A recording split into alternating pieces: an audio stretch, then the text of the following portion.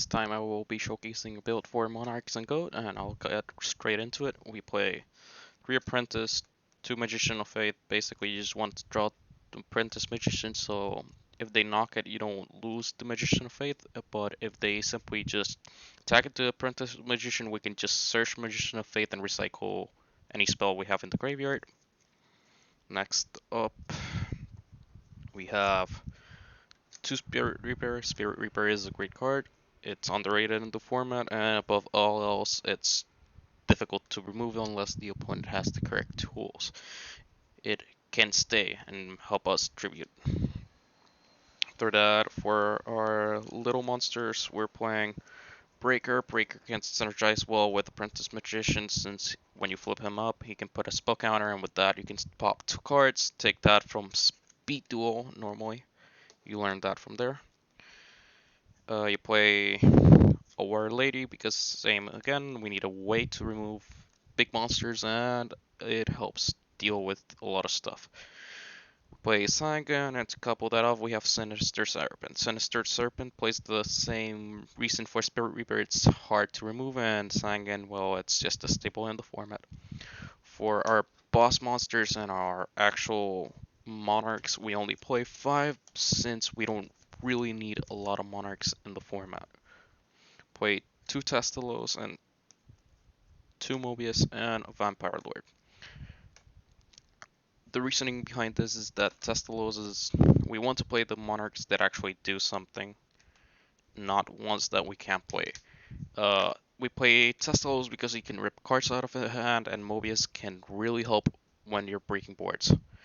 Again, we don't side deck often in the card store, so this is the way we play. Testalos can be really effective, Mobius is effective. Sabawork is not effective if you just tribute him and then pop himself if there's nothing on the board. The Grandmark can be quite useful, and if you want, you can change Mobius for it. You can also try testing out Parshot Origin, so which I'm not running because no specific reason. I just thought it was not necessary. So you can change that for a Parshot or Fortune. So you also play Vampire Lord because he eats back row. If he gets knocked down by back row, he just eats it. That's it. He just swings in and says, "Oh, you just tried to suck or Mirror Force," and he just eats it. On to the spells, we play a lot of stuff. We play Triple Book of Moon. We can oftentimes, if we are not trading this with the Princess of Faith instead of playing Tsukiyomi, we play the Book of Moon. So we can just flip the Faith a lot. If not, we can just flip for defensive battles and stuff. After that, we play our tribute package, I would like to call. It's 2 Brain Control through Soul Exchange. You can certainly change the Soul Exchange for Mind Control because it's way better, but these are the cards that I have at hand. Soul Exchange comes in handy to deal with dark foot monsters, so that's your second and third nobleman, and 2 Brain Control, so you can just sometimes go for a game, and if not, you can just deal big boss monsters and banish them, which is something that often comes up. After that, we have the general staples of Goat.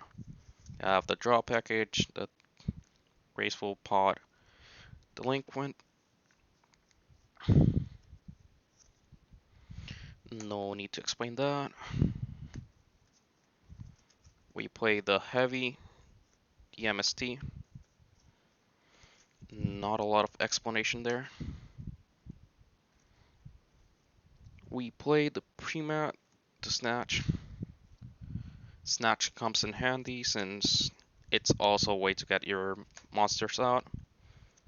We have only 1 nobleman since, as I told you, you already have more ways to get rid of the monsters as in Soul Exchange and Creature Swap.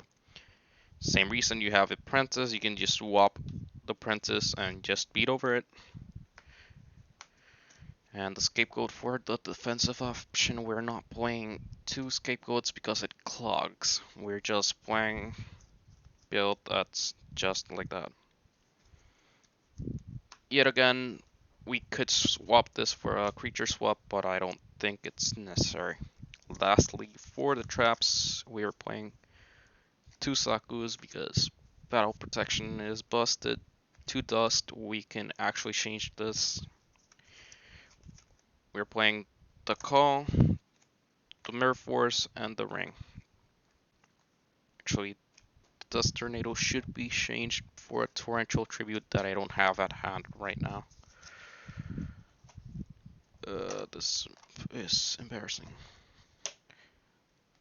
Let's just say this is a torrential tribute, so you play two Sakus, one dust, and the torrential.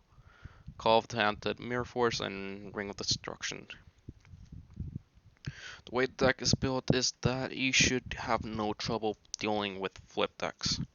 You will either just steal them, or just deal with the flip monsters with just ease. We have 3 tools for that. We have 1 nobleman, so you should probably see them.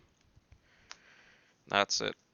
The whole feature of the deck, if you will, it's just stealing your opponent's monsters and tributing them.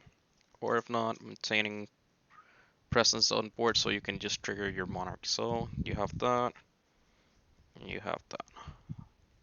So you use this tribute for that, or if you don't open any of the spells that can help you tribute, you have the tough monsters like Apprentice and Spirit Reaper. That would be all for the deck profile.